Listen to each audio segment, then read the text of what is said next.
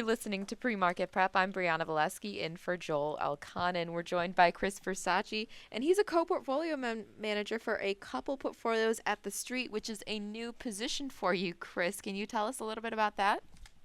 Well, first off, good morning. Thanks for having me Good again. morning. I love talking about the markets and investing. And yes, you're absolutely right. I've been a contributor over at Real Money Pro at TheStreet for, I think, almost 4 years, and I've had the pleasure of sitting in for Doug Cass on his daily diary. And recently, wow. I was given the opportunity to co-manage the Growth Seeker model portfolio at TheStreet and co-manage the Trifecta Stocks portfolio at TheStreet. And just, I know you're going to ask, what's the difference? Growth Seeker is really small mid-cap, and Trifecta is a little different. It's kind of this intersection of three things, hence the tri. So it's a combination of stocks that bubble up with good ratings from a quant perspective, and then we look at it from a chart/technical perspective. The person helming that effort is Bob Lang, who I think you guys know. Mm-hmm. And I, if you remember our last conversation, I'm kind of the fundamental or the fundy guy, so that's my role in Trifecta. So. Well, congratulations. That sounds like some really exciting opportunities for you. Oh, it is. It is. It's fantastic to take these over right as we march into earnings. As I've been saying, it's like I'm drinking from the fire hydrant, not the fire hose. It's a perfect segue into earnings. We're starting to get into the heart of earnings seasons. We've got a couple of mixed reports out of some of these big banks. What have you seen so far for earnings, and what is your expectation for the rest of earnings season? Well, sure. Let's step back, and it's because it's not just financials. I know this week is heavy on financials, Wells Fargo, J.P. Morgan, and the like. Mm-hmm. But I think if we step back a little bit, even as far back as really September, the bigger question is, what have we seen? Mm-hmm. And we've seen more companies in a growing number of industries either pre-announce the September quarter, cut the outlook for the December quarter, and or cut their outlook for 2016. And, I mentioned FedEx, but you could look at, HP. There was Caterpillar, Swift Transportation. We had Ryder earlier this week. We had FMC Chemicals earlier this week. Adobe missed. And, the list just keeps growing and growing. And, last night Intel cut their guidance. ASML is weak. So I think a lot of people are sitting there going, oh, my God, stop the world. It's spinning. It's spinning. What are we going to do? And to me, when I think about all this, I sit there and I go, well, all the economic data that we've gotten really in August and into September pointed to an accelerated slowdown in the global economy. It's not just China. We're slowing here at home. The ISM manufacturing report for September showed that. So did the non-ISM manufacturing report. So all the things, in my view, that led the Fed to not raise rates in September is now coming home to roost in earnings. And I think that's one of the problems that we're going to have to contend with. So from my vantage point, one of the things that we've been doing over the last 2 weeks since not even 2 weeks, 10 days since I've been in quote unquote in charge over at Growth Seeker and Trifecta is we've actually been shedding some of the weaker positions, some of the more economically sensitive positions to build cash. And I'll tell you why. I think that what's going to happen is we're going to get through this earnings season, and it's going to be bumpy. And I think people are going to reset expectations not only for the fourth quarter, but for 2016. And I think the 2016 expectation for the S&P 500 earnings to be reset, that is key, and I tell you why. I think based on the numbers I've seen thus far, consensus expectations for the S&P 500 for 2015 are up 2%. Not big, nothing to write home about. And that's probably going to come down a little bit after the third quarter. But the current expectation for 2016 is for 10% earnings growth. Now, I'm not going to tell you that we can't get there. Right? It's too soon to tell. But do I think that the first half of the year is going to be weaker than people expect? Oh yeah. Or as I like to say, yep, So I think we're going to see expectations reset. And I think for people that have been sitting on the sidelines, building their shopping list, whatever you want to call it, I think they're going to have the ability to scoop up well-positioned stocks at better prices in the next 2-3 weeks. Oh, okay. That's an interesting point you made. You also said that you are shedding some weaker positions and moving to cash. How much of a cash position are you taking? Well, it depends on the portfolio. Sure. You have to remember, too, that I've inherited these So, some of the selections, may not be my cup of tea, as you want to put it that way. If you remember from our last conversation, I tend to have a more thematic perspective on things, so a long-term time horizon, but it's really influenced by these shifting landscapes in what's going on with economics, demographics, psychographics, technology, regulatory mandates, that kind of thing. So, we're trying to, position ourselves to put some of those names in play. But having said that, we're probably, after some of the moves we made, depending on the portfolio, anywhere from 20 to 30% cash right now. Okay. And we're also rejiggering some of these weightings. The way that these portfolios run, there are ones, which you should be buying right now, and there are twos that you would buy on pullbacks, and threes that you would sell on weakness. So I think, given where the market has been, against the economic backdrop and the growing number of earnings we've gotten, they had been, before I got here, a lot of ones, and I think you're seeing a shift a little more into some twos and maybe some threes. Okay. All right. So let's talk about there's so much to talk about in the market right now. And just to follow up on that, do you think now is the time for the average retail investor to shift some of their holdings to cash as well? Well, yeah, I do. Okay. I mean, there's a couple different things. The economic landscape is definitely cooling, so it's kind of hard to, step up across the board. There are some defensive names out there, and I think for, people who, people should be building their cash to build that shopping list, like I said. But if you had to be buying, if you need to be buying, I think what you want to be looking for is those more defensive names, particularly ones that have less international exposure. And I say that because we're being reminded about the impact of the strong dollar on companies. Sure. Not only with the euro, but let's think of what happened to FMC the other day. They're a big chemical company, and they pre-announced that they had gotten hit really hard because of the Brazilian real, which is down 50% year to date, and of that, half of that drop came in the third quarter. So we do have to be careful with that type of exposure. So I would look more defensive, more at home if I had to put money to work today. Chris, we got a question coming out of the chat. How long do you think the market will go? How low do I think it will go? How low? Sorry. How low do you think limbo? it'll go? Yeah. See, I don't think that we're going to get a crash. I wouldn't be surprised if we pull back somewhere between 5 and 10%. Sure. Take some of the froth out of the market, let people step back, and reassess. There's no signs yet to me, people, that we're going to enter a recession. The Fed still has very easy accommodative policies and things like that. I am a little concerned that we might see more of a slowdown, as that China ripple, as I like to call it, is felt. We're seeing it show up in Korea. We're seeing it show up in Germany. I wouldn't be surprised if we see the Eurozone slow a little bit. I think that's why the IMF kind of, cut their outlook a little bit. So I don't see, it's not going to be raining cats and dogs or anything like that, but I would expect the market to pull back a little bit, like I said. Okay. Well, let's take a couple minutes and talk about the Fed. We've had some interesting moves happen since the last time we've had you on the show.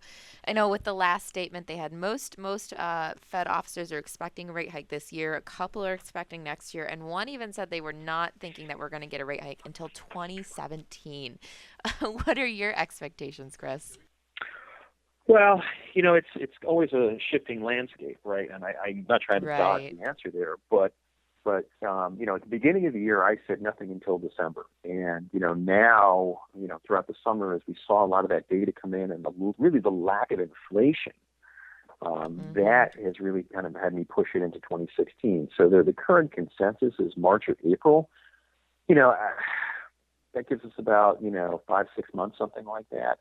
We'll have to see what the data is, but candidly, given a lot of the order data that we're seeing underneath the PMIs, continued softness. We saw the import numbers coming out of China last night, or yesterday, I should say, from the September trade report. Things are not really picking up in a good way. Right. So I wouldn't be surprised if the inclination is to slide a little further. But you have to remember, too, and I think I pointed this out in our first conversation when we were talking about this, that if we didn't see it at the end of 2015 or maybe even the first quarter, all of a sudden we're in the hot and heavy election season. And I'd be very surprised if the Fed is willing to step up and do anything right before that. Ooh, that's an interesting point. So, but that would take us all the way to like next November. That is correct. Wow. That is correct. Okay. But, so we'll have to see. The one thing that I have Yeah. been watching is just on the inflation front, just to get this thought out there, is, there are a lot of municipalities and other, local governments, let's just say, that are going to see minimum wage hikes starting in January. And Right. if anybody's paid attention to that, we saw what happened in Seattle last year when they went, I think, from $8 or $9 to $11. And a month after, there were a lot of job layoffs. And my concern is that we have a greater number of these hikes, that we actually could see inflation start to rear its head sometime late in the first quarter, both as these minimum wage hikes result in higher wages, but also the ripple effect, because let's be honest, companies are not going to, settle for that, right? That's a cost to them. They're probably going to increase their prices, thereby sparking inflation, or what we could see is a combination of price increases and layoffs. And my fear, this is my big fear, is that as we get into 2016, we start to have, the continued slower growth scenario with higher inflation. All of a sudden, we've got stagflation, and then I don't think the Fed will know what to do then. Yeah, that's a great point.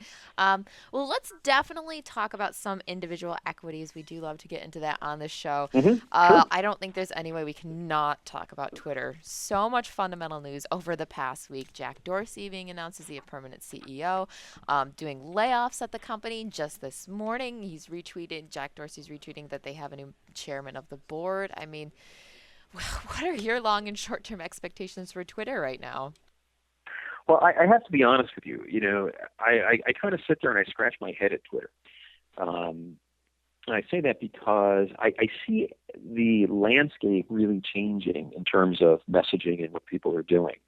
And Facebook is doing such a good job in monetizing its platform. And I continue to struggle with understanding Twitter's push to monetize. Not so much that I know they want to monetize, but it's really understanding how they're going to do it. For me to get behind it, I would really like to see them make a real push in monetizing Periscope, because I think, video is where it's at. And we take a look at what Facebook has done with it. We take a look at some of the the short clips that they're doing on Instagram and things like that. To me, that would be a huge push. I wouldn't be surprised, though, that the Twitter gets a little bit of a honeymoon here, given some of these changes, and let's see what's going on. But at the end of the day, it's about engagement.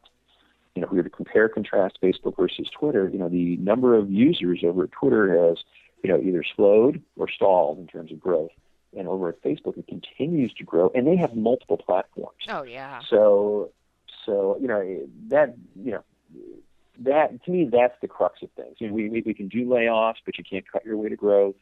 And you can have a new CEO.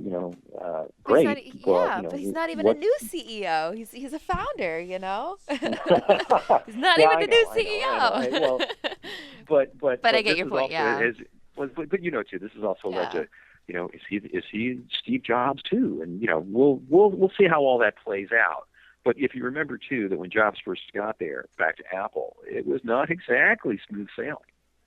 Wow. I didn't even think about that. That's a really interesting point. Maybe we'll get something similar with that. All right. All right. What about something like Netflix? We've been getting pretty bullish sentiment from everyone we've talked to ahead of their earnings report today. What are your long and short-term outlook for Netflix? Well, I have to be honest with you. I like Netflix. Not only am I an avid user, I won't admit to binge watching certain series, but let's just say it might have happened. I like it because it continues with that place-time shift. I can watch what I want, when I want, where I want. Exactly. On demand. Yeah. And I think that's fantastic. Yeah. And but at the same time, too, you look at the international launch plans, over into Western Europe, into China, they are going to grow their reach. And, it's this land grab strategy that we've seen time and time again. I mean, if you remember, people were bullish on Dunkin' Donuts, 12, 18 months ago. Why? Oh, it's East Coast. It has to expand west. Well, this is the same thing pretty much. And I do think that this dollar price increase will be very, very favorable to margins. So I do like that as well. And there's that long-term shift to more streaming with better margins away from, what was that old business model they had? Oh, yeah, they would mail you DVDs. Yeah. If anyone even has a DVD player anymore. But yeah, It's so funny you say that because I was looking at my setup and I had to hook up a new HDMI cable from my Apple TV to my TV, and I moved things around. And I'm like, oh, look at that!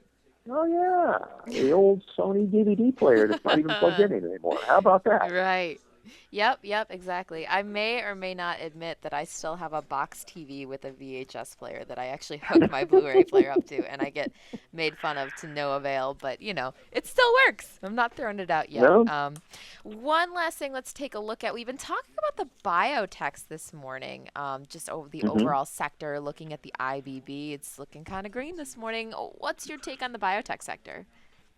Well, I have to be honest. I'm not involved. I often joke that investing is not rocket science, but biotech that kind of is rocket science. Yeah, absolutely. So, Science. so it's not an area that I get myself into so much. Sure. But having said that, though, I think the technical term is the industry has gotten snockered. Like it's so hard that expectations are beaten down. Which, if you think of my earlier comments, I think that investors are probably, okay, it's gotten clobbered. Let's expectations have been reset. Let's double check what we know. So I wouldn't be surprised if we see some return there. Okay. But that's more of a shoot from the hip kind of perspective. Yeah, absolutely. Chris, just a couple minutes with you left. Why don't you give our traders and investors some final, just like things to watch, words of advice, just going through, the day, the week, and the rest of earnings season? Well, sure. I mean, just first and foremost, we've been seeing earnings season really kind of quiet thus far. Last Thursday was Alcoa, and we're starting to get more and more companies. We've also got more pre-announcements. So my advice, and I mentioned this last time to my student investment management group that I mentor over at New Jersey City University, is, look, we are going to have to sit down and really understand what all these companies are saying. And it's going to get, busy, frenetic even, because we're going to go from, 10 or 15 companies a day to 20, 30, 40, 50, 60, 70, if not more, by next week. So, we want to understand what we own. We want to understand what data points are going to move. And we want to understand what their competitors are going to say. So, like last night, you had Intel, cut the outlook. Yeah. You had another company, Aixtron, AIXG is the ticker symbol. They're the applied materials of compound semiconductor equipment. And they had said that there was a huge push out in orders for the balance of 2015, largely due to China. So it's really, grabbing all these cost cross currents and saying what it might mean. So we could say that the Aixtron comment says, China continues to be weak, but it also means there's going to be a lot less capacity coming on stream in the LED industry. Maybe that's good for Cree. Let's tune in and see what they have to say. Something like that. So that's what I think what we need to do is kind of get all your pieces on the chessboard and understand what the tells, so to speak, will be.